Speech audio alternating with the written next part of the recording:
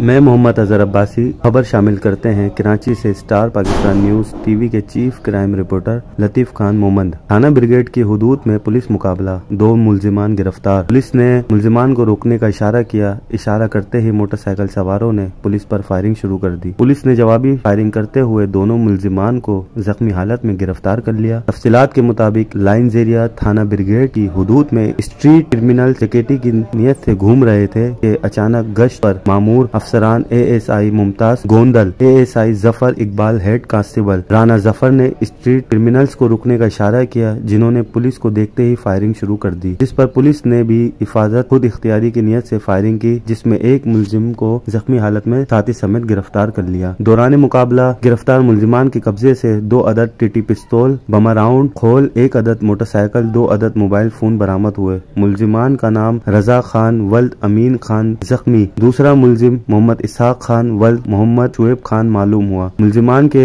خلاف تھانہ بریگیڈ میں ضابطے کے مطابق 3 مقدمات درج کیے گئے، جبکہ زخمی ملزمان کو علاج معالجے کے لیے جناح اسپتال روانہ کر دیا۔ پولیس ریکارڈ کے مطابق ملزم رضا خان ولد امین خان اس سے قبل بھی متعدد مقدمات میں گرفتار ہو چکا ہے، جس کا سابقہ کرمنل ریکارڈ بھی ریکارڈ پر موجود ہے۔